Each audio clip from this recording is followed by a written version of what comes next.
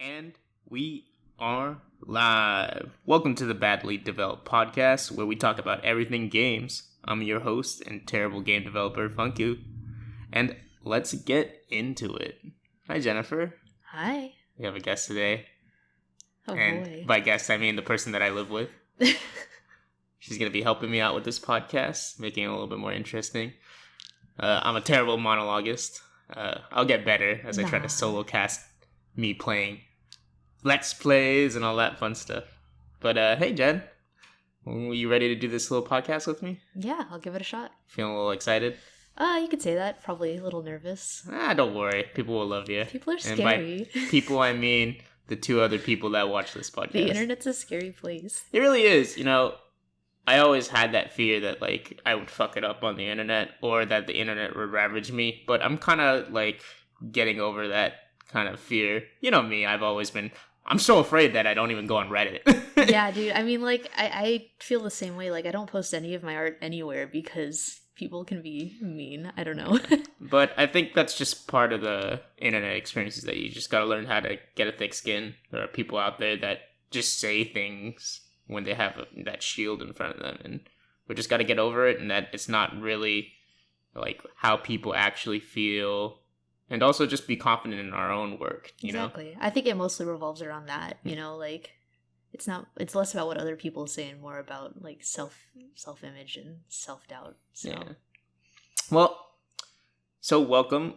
I actually have a couple questions built up for you, now that we are over our fear of talking All right. on the podcast. So, Gennifer, you are an artist, of course, but recently you are dabbling away from art and diving into gaming. Yeah, that's true. It's definitely consumed my life a little bit recently. Yeah. You've been playing a lot of games, more games than me, and I'm the gamer in the fucking family. So yeah, that's true. I mean, to be fair, I've always gone through these phases where I'd play a lot of games, then I'd stop, and now that I graduated and I'm working a job, I have so much more time. And I don't know, there's so many good games that are being thrown at me right now, so it's kind of hard to make time for anything else. So we're going to talk about the first legacy game that you recently played. Of course, it's Super Mario Sunshine. Oh boy. That's the game I grew up with, Jen. A lot of heart in that game, a lot of spice in there. And I would say that game taught me how to be a gamer. Definitely got my hand-eye coordination done. You know, really embodying, you know, everything about a platform, but really just kind of learning how to control characters, feeling really intuitive with everything. And it's kind of translated into almost every game that I play now from my base experience with Mario Sunshine. Now, no gamer ever starts, like, as a savant. I really doubt that. You know what I mean? Everybody has their origin game, and Sunshine is one of those games for me where I started it, I was playing it very badly, but eventually I got to the point where I'm controlling Mario really well, learning all the flips, doing all the jumps, and this has translated to almost every other Mario game now, where I can successfully navigate a course without taking too much damage or losing too much life, right? Yeah. And not just Mario games, but other games in general, where I know, you know, safe play, experimentation, all these things that you kind of learn from just playing a 3D Mario game. So how has Sunshine kind of changed your gaming experience? Well, Sunshine's kind of a weird game for me because when I was little, I played Galaxy on the Wii. That was kind of like my first Mario game, and it was a lot more linear than Sunshine was. So when I first got into Sunshine, it was kind of confusing and kind of surprising because you're given this plaza and you can just bounce off things and do things and kick fruit everywhere, and you're just like, what's going on? This place is a little crazy. Yeah, a lot of freedom, you know what I mean? Yeah. And a lot of unanswered questions that you have to kind of answer yourself, right? Exactly. I saw you struggle. I mean, I sat. That's why I loved sitting and just watching you play, because it was just the funniest thing ever. Yeah, I definitely... There was a learning curve. There was a point in time where I couldn't figure out how the jumps worked. I couldn't really figure out... I don't know. It like I was losing a lot of lives early on in the game, and I died a couple times, and it was tough. But I think once... What stage would you say was the stage where it kind of clicked for me? I mean, I think by the time you got to when I said take a break and go into Gelato Beach, and start going through the easier levels instead of like, because you saw Noki Bay and was like, oh, I'm so ready for whatever Noki Bay is gonna throw at me. But Noki Bay is like, the platforming in Noki Bay is actually ridiculous because it's a utilization of Mario's highest jumps. You know what I mean? With, you know, the hover nozzle to its greatest extent. Whereas Gelato Beach, I mean, there's only so much jumps you can make in Gelato Beach just because it's so flat at the very start. Gelato Beach was, definitely easy mode in comparison. Yeah. But, you know, Gelato Beach has, like, a lot of fun game modes in it. Like, you know, it's got all the classic, you know, Flood is Gone platformers that you get to learn through. But just a lot of safety, you know what I mean? Yeah. And that's why, like, when you were playing, I recommended, hey, take a break, go to Gelato Beach. It's a great starting area, even though Rico Harbor is considered to be the second area to go after. Oh, goodness. Yeah. That one area in Rico Harbor with the void that you fall into, I think that was like my rager moment right there. That was so bad. But I mean, backtracking even from that, something that was hard for me too was the first world they send you in. What was that called again? Okay, so I think that's called Bianco Hills. Yes, so Bianco Hills. So when I first started the game, it was really hard for me to do anything other than Bianco Hills because I was so used to the linear, like galaxy style, where you want to finish that area first. Yeah. So it started getting really hard, and I was like, "What the heck?" So I definitely think jumping around between the different areas was really important. But yeah, I don't know, and I really liked the ghost part too. Yeah, I know you're a little boo sucker over there. It was probably one of my favorite parts of that game was just finding all the hidden areas and. I mean, I will admit, I kind of started giving you hints around the end, like very, very big hints almost. Like, for example, when you're fighting Boo, right? Like, the Boo in Super Mario Sunshine, the King Boo. Yeah. Throwing peppers in his mouth and then hitting him with spiky fruit. That's kind of, like, not obvious. Yeah, there were definitely parts of the game where it didn't feel as intuitive. Yeah.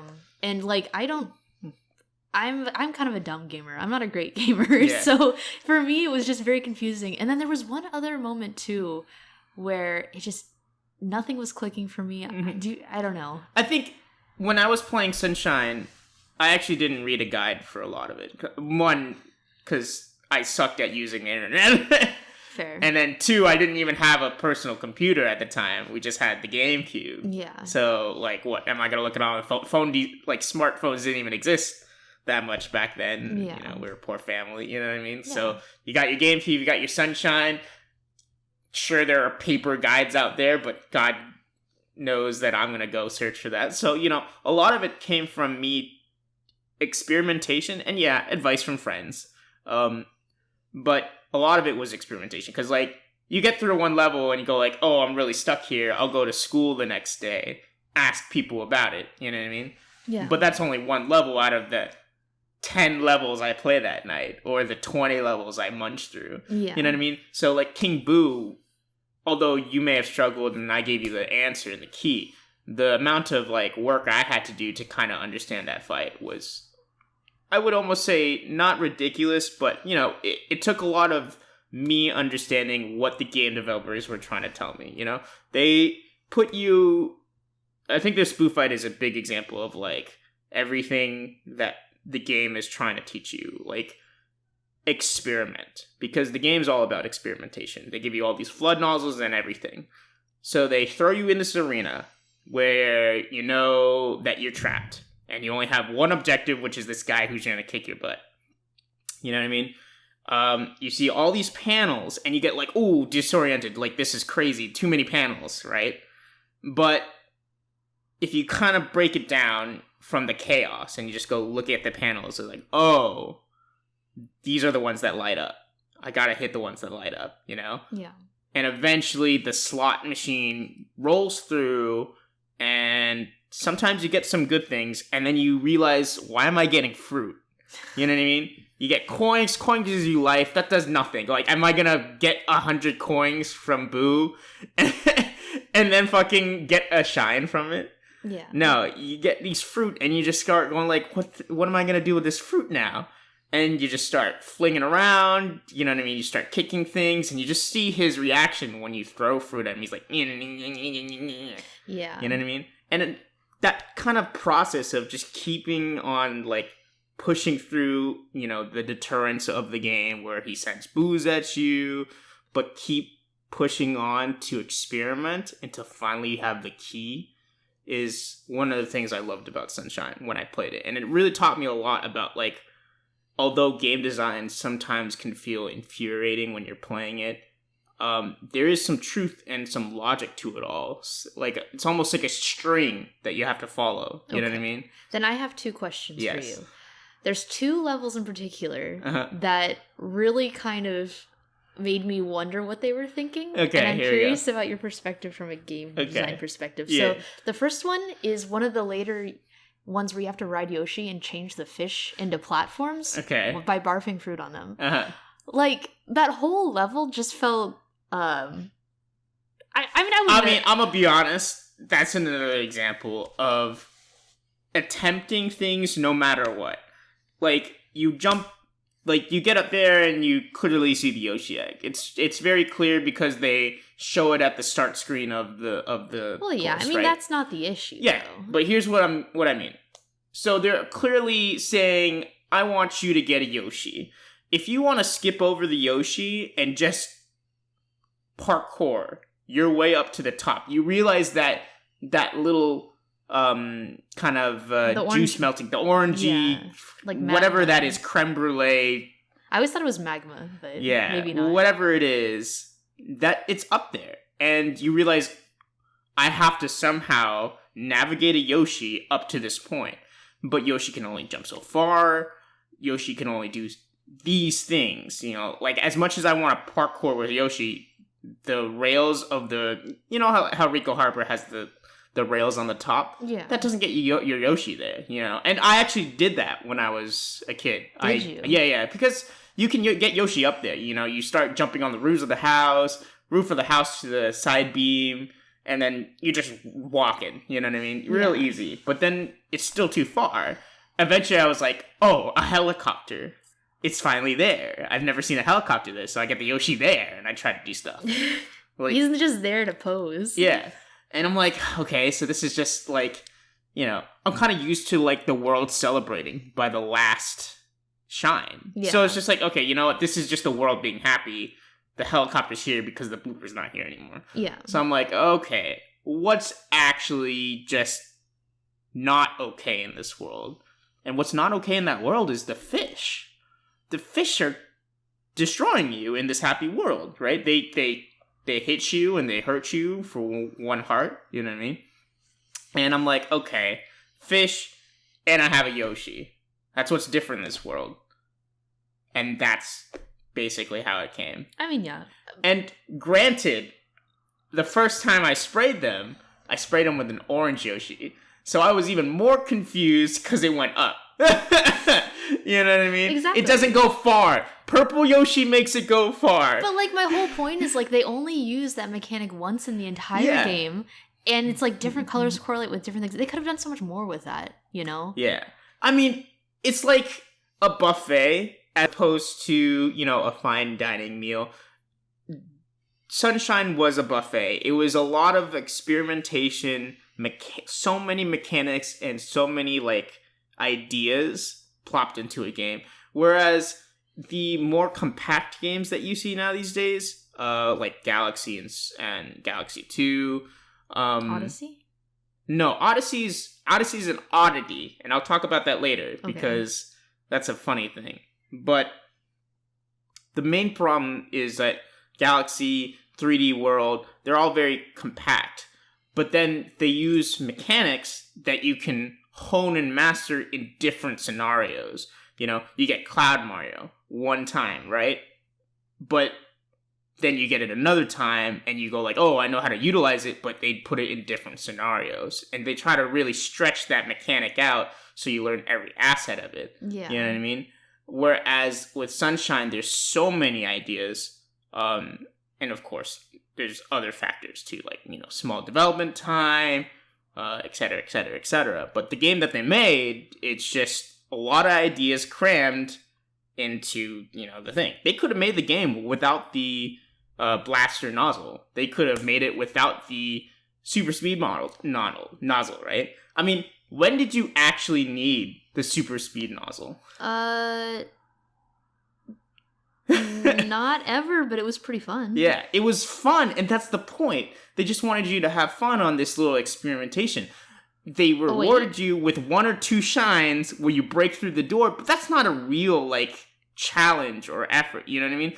Why have the speed nozzle if there are bloopers in the game that make you shoot just as fast? Yeah. And you go okay, they're just throwing it in because it's a fun thing to do. Kind of like with the watermelon level? Yeah. You think that was fun? Okay, the watermelon level, everybody hates, but I think I love it because it's so iconic and so you make so many terrible memories. I just thought the specific moment when you go up and touch the watermelon and it bounces, just...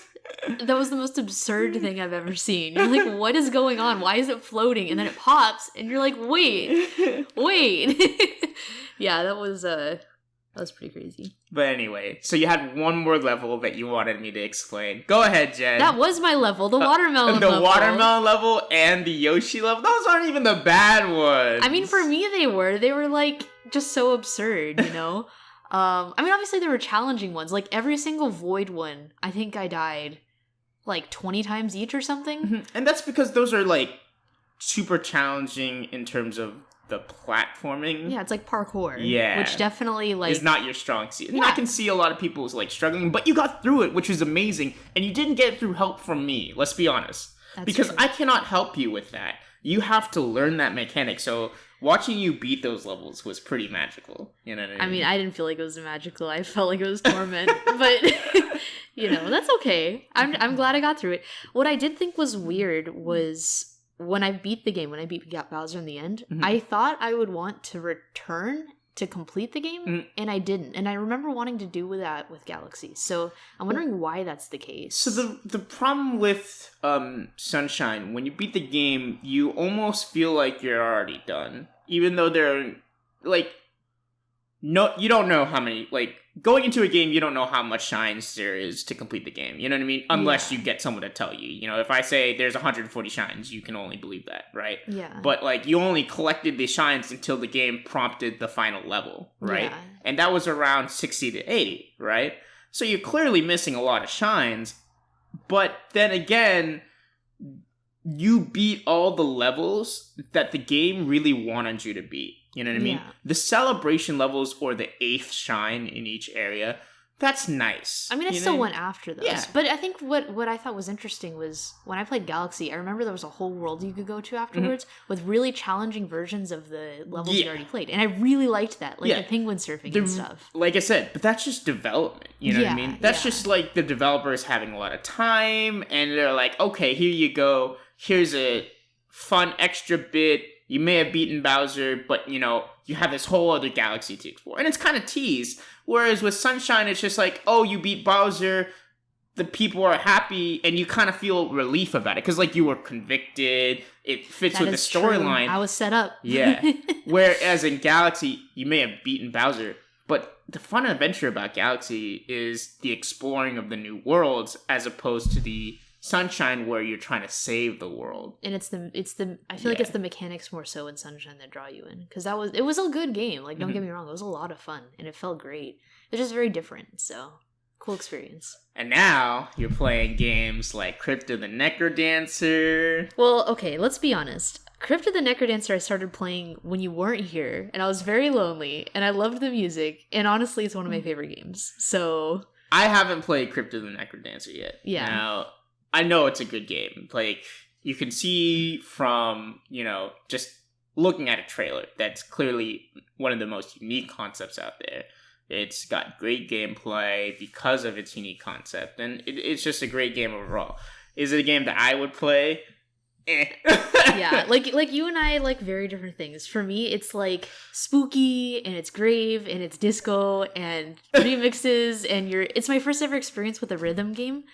And I don't think I could ever play any other rhythm game because it's just so perfect for me. And I mean, I've played every character. Well, that's because you love Guitar Hero. That's technically a rhythm game. You know what I mean? That's true. I guess it is. You're playing to the rhythm. And Guitar Hero, I mean, that was back when I'd play Wii with my dad or something. Yeah. So I mean, that's good memories for you. Yeah, definitely. So I think Crypto Necrodancer scratches that like hidden itch you don't know. Yeah. You know what I mean? I could see that. Yeah. And I could definitely see, I put way too many hours into that game. So yeah, I mean, I'm surprised, like, it doesn't look like there's like a lot of content in Crypto the Necrodancer in terms of levels, but the amount of characters that they supplied to make the game different every time, looks like where the content's really at. Absolutely. Like, and not only that, but each time you pick a different character with different gameplay, the music changes too. Like, it's the same song, but it sounds completely different. So like, it's like you're playing an entire new game all over. And I actually just purchased the DLC for it, Amplified, and that adds like electricity and bats and like,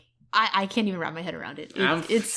I'm telling you should have played Candace of Hyrule. I've seen the footage. I've seen a little bit of footage from it. It was a Let's Player who, let's be honest, he didn't know what he was doing. He never played Crypt of the Necrodancer, and he kept dying, and it was miserable. Yeah. And to be honest, like, from what I've heard, Crypt of the Necrodancer is kind of like, I don't know, Dark Souls for rhythm games, you know? It's pretty tough.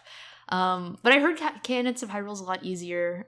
It does have the Zelda aspects, which look interesting, so I might get into it, but... See, if you want to play the Dark Souls of platforming, you gotta play Celeste. Now that's a real game. It's such a pretty looking game. It is a pretty game, and I would think that would be your next game because although you do 3D platforming, you have not played a lot of 2D platforming, and it is a genre you have not touched, and I think it's pretty enough, cute enough, everything enough to really get you invested. I do have a history with 2D platforming. Okay. I played the shit out of Drawn to Life when I was a kid. Okay. So, you know, it's not like it's completely new to me, like rhythm games are, you know?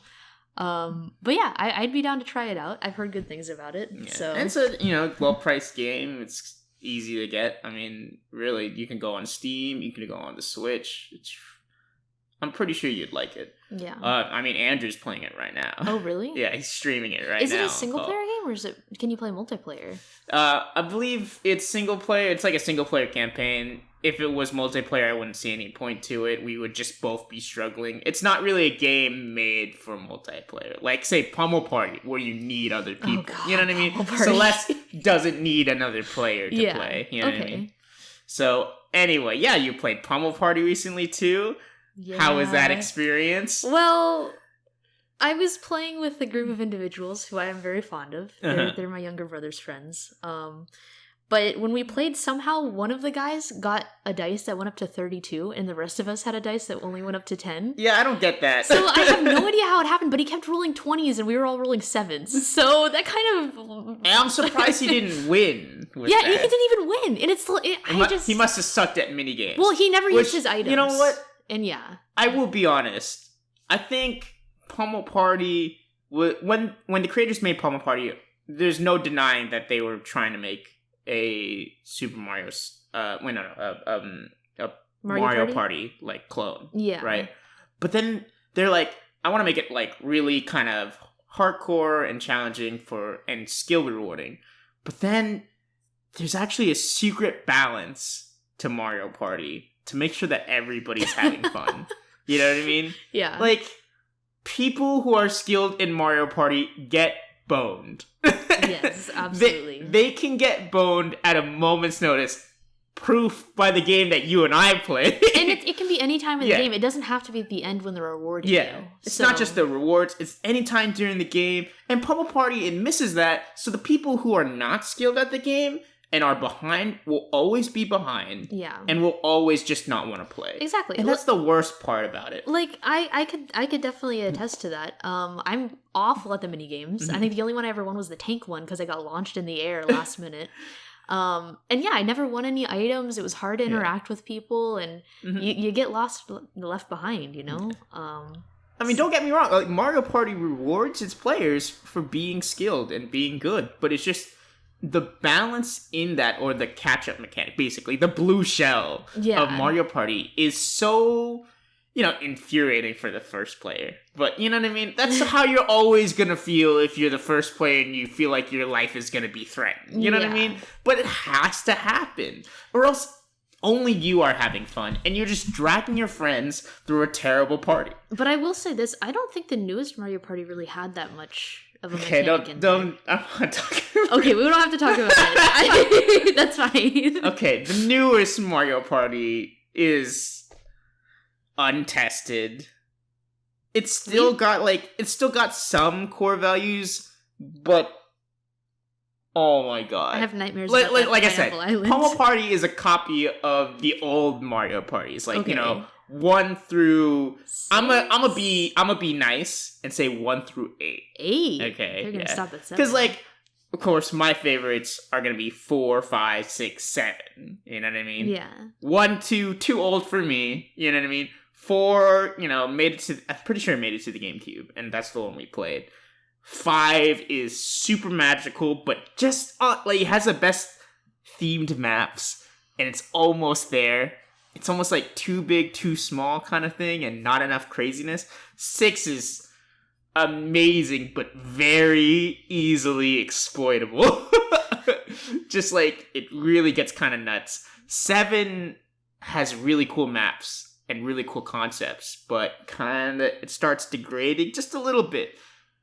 And then 8, and yeah. Is 9 when they introduced the car? Yeah, I think so. Yeah, that was weird. I don't know. I guess I don't even know if 8 was okay. Let's just be safe and say 7, because 7's the only one I really remember playing. Okay, sounds good. 6 and 7, technically my favorites are 5 through 6. 7's okay, you know what I mean? Fair enough. But yeah, Pummel Party, definitely, still a great game. It's just you really need to have everybody skilled at, basic video games to have the ability to jump into these mini games blind. Because, if you, for example, if you and I jump into Pummel Party, it's kind of gonna be I'm sorry to say this, a little bit of a wash. Yeah, I know.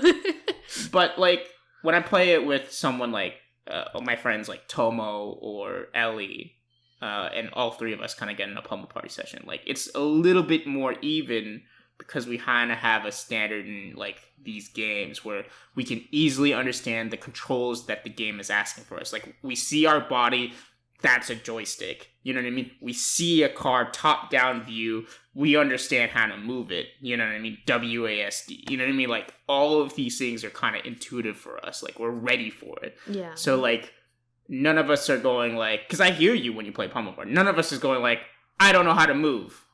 Oh, what's happening? God, you know what I mean? We're not ever confused. We're always just ready to gun at each other, no matter what mini game that we don't know is coming up. You know what I mean? Yeah. And that's the problem with Pummel Party. Is just it definitely is only for skilled players that are ready, and very intuitive in the games. Yeah. Not that I'm saying that you're not a skilled player. No, it's fine. I just thought it was weird. There were 3 different vehicle games I played, and each one had different controls. Yeah. And then they bring in the airplane one, I'm just what? It's just, it's crazy, because, I can instantly recognize, the controls that it wants me to do, even if it tells us, it says, because at the start of the minigame, of course it's going to have a little instruction of how to play it. Yeah. You know what I mean? We can glance over that and go oh, it says forward. I know exactly what the car is going to do when I press W, as opposed to, forward, what does that mean? You know what I mean? Yeah. I mean, you make it sound like I'm a monkey, but in my defense, some of them were goofy, goofy wheels. It's not your fault. It's not your fault. It's from years of me, Ellie, and Tomo playing games and really getting used to it. Whereas, it's not intuitive for you. It's not that you're a monkey or anything. It's just, this stuff is so ingrained into us that we can easily recognize it. And in fact, I would say we're more degenerates because of it. You know what I mean? It's more normal and more of a happier life if they're like you. You know what I mean? Okay. I mean, come on, Jen. Let's be honest. Your best Mario Party moment, don't ever lie to me, is when you stole all my stars. Yeah. I was on a roll. I was about to win first place. Yeah. Second to last turn. I didn't deserve that in the slightest. You just hit the happening space. There's no happening in Pummel Party. Yeah. just yeah, you know, it's got a fun, cute concept of like a more adult themed Mario Party, but it just throws balance out the window. Yeah. As a result, because they don't want to have this kiddie theme. They don't want happenings to happen, but they don't recognize how important happenings are for people like I you. would say their happenings are actually kind of like the weird mechanical spaces that you can land on, where you get like the nuclear thing or the laser or something. But that doesn't help the losers. Yeah. That just helps the Whoever people, gets there. The guy who has a 32 roll dice in a game of 10 roll dice, Yeah. It only, like, that thing only helps, like, it only helps the people who are ahead or at an advantage. Yeah. You know what I mean?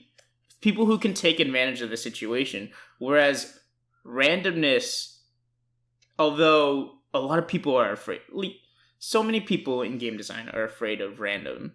You know, random variables are scary. Not a lot of people find random fun. Making random fun is hard.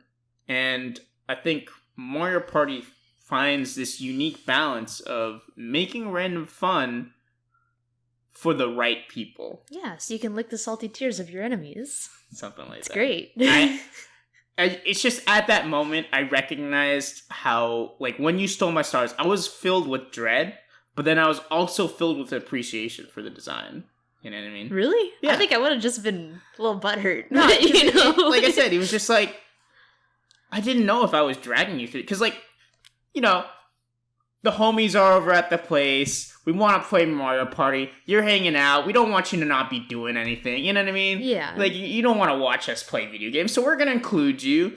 But, like, we play Smash, and then we get Sean, who plays Smash competitively. He's always going to beat us. That's you know, true. Even Smash has a little bit of random chance, because you can gimp someone so easily in that game. Let's be honest, though. Any moment I can look at Snake's butt is a good moment for me. Yes.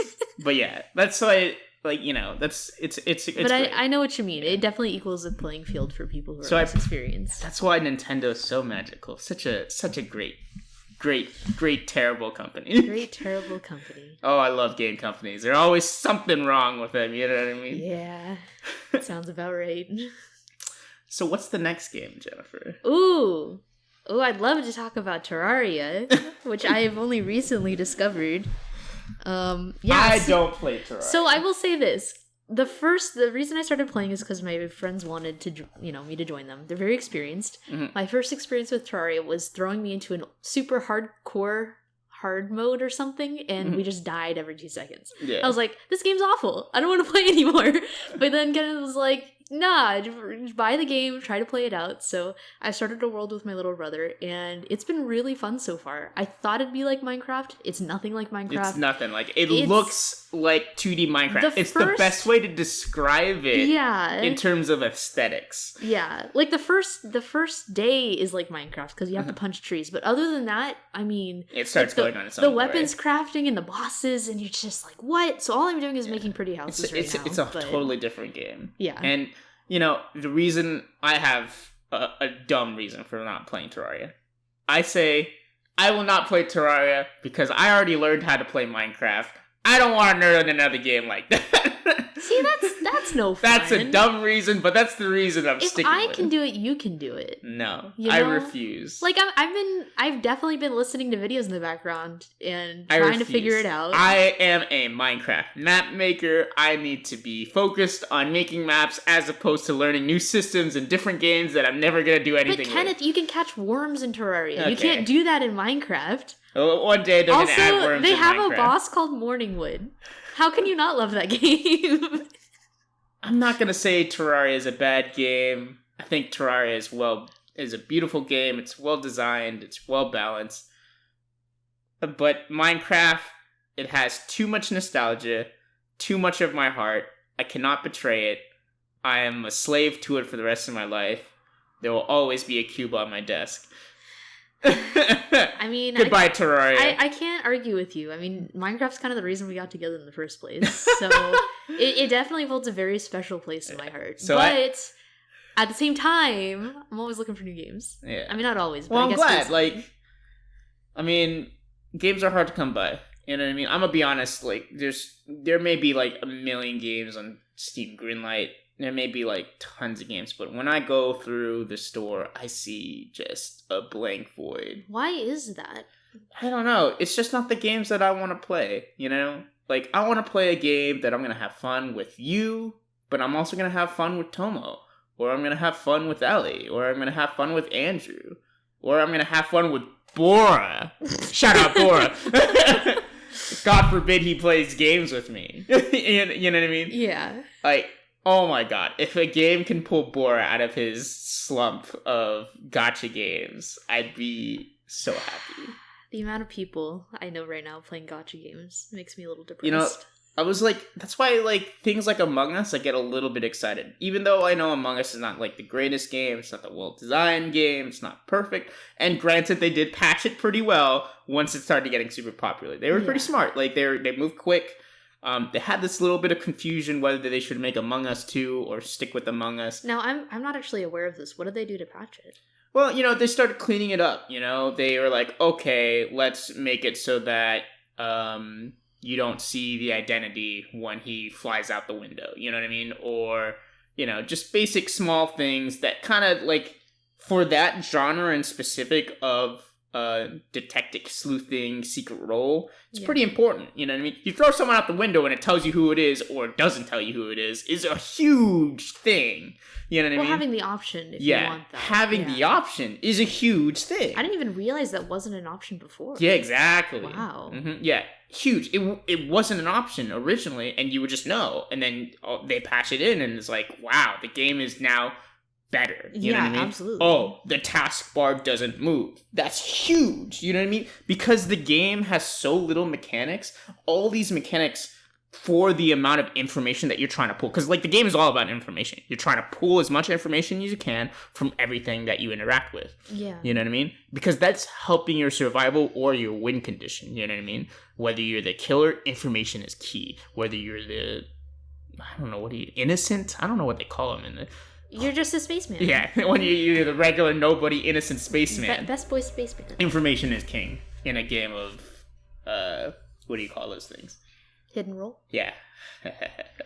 I got you. But yeah, that's why I got excited, because, like, you know, Bora jumped on for a couple games. I'm gonna be honest, Bora's, like, my favorite person to play video games with, you know? Especially since, like, it's hard to play video games with me, because eventually I'm gonna start trolling pretty hard. Yeah. I mean, I play Nail, we played seriously for a couple days, and then I start skybridging. You know what I mean? You know. I doubt... I don't know. I doubt most people even know what Nail is, so... Well, the point is, like, games are hard to come by, so I'm glad that you're jumping on games. I just think it's odd, because maybe it's just that you're disillusioned because you've played so many games. Because for me, it's like, that's kind of my issue with anime sometimes, right? Oh, but I've watched a lot of anime. Let's not talk about my draft for anime. I'm not gonna talk about anime. I'm just using it as a reference. Whereas with games, like, I used to play a good amount. I haven't played a lot recently. I'm getting back into it, and everything seems new and fun to me. So maybe that's just why. I don't know. Maybe I don't know what a good game is, or maybe it's just all good and you're a little tired. Yeah. It's just, I think my genre that I'm really gunning for is always at a drought. What genre? You can't deny that single-player, story-driven games are not good. I mean, you get all of these games. You got Red Dead Redemption, you got... I mean, there's been some debate if that's good. Cyberpunk is debatable of whether it's good or not, you know what I mean? But, like, they have so many games. You can play the old stuff, you can play the new stuff. They got tons and tons and tons. What do I got? I got League... Oh, for multiplayer? I got all the terrible MMOs out now these years. You know what I mean? Like, I am a multiplayer gamer, and the options that I have are either small, quick games where I'm playing things like... Jackbox? Yeah, Jackbox, for example. There's the Stick Fight. Things like the small, quick games, right? Yeah. And then you got the long end games where it's like Stardew Valley. Because, like, you can't play Stardew Valley and say, that's going to be quick. No, a whole year is going to take you 2 months to play with your friends just to get through one freaking month or season in Stardew Valley. It's just how it is. You can only get through, like, 4 nights of Stardew Valley until the play session's over and the friends got to do something. Yeah. You know what I mean? Like I said, I think the closest we ever got to something cool was Arcage. I mean, that was... Arcage is a unique scenario because we knew when we were going to play Arcage, we were playing the beta. We knew that world was going to close, shut down, and everything would be deleted. So, a limited time. Like I said, Arcage was a very unique thing of what we did. You know, we paid for the beta, we knew the world was going to end, we all jumped on, we all had a good time, and then it died. Yeah, that's fair. Yeah. I don't know, I guess it's the closest I got to a cool, other than Minecraft obviously, but like a cool multiplayer weird thing to do with little friends. Experiment. Because I don't count League. League just makes everyone cranky, you know? Turns everyone into old people who are screaming at each other. Ah, League. How you hurt me. Anyway, I want to thank you, Gennifer, for talking on the podcast. No problem. Thank you, listeners, for listening in on our little adventure. I'll see you next time. Hopefully we'll have Bora as a guest. Ooh. Ooh. And then we'll trade Bora for Gennifer. Don't want to miss out on Bora. We'll switch in and out. That's some hot action right I'm there. pretty sure it's a lot more fun doing podcasts with other people. Solo casting is cute. Not for me. I'm not a solo guy. I'm a multiplayer gamer. I'm a multiplayer caster. Like, let me be with people. I love people. Let me touch them. Let me feel them on the face, on their nips, on their hands, everything. All right. End of podcast.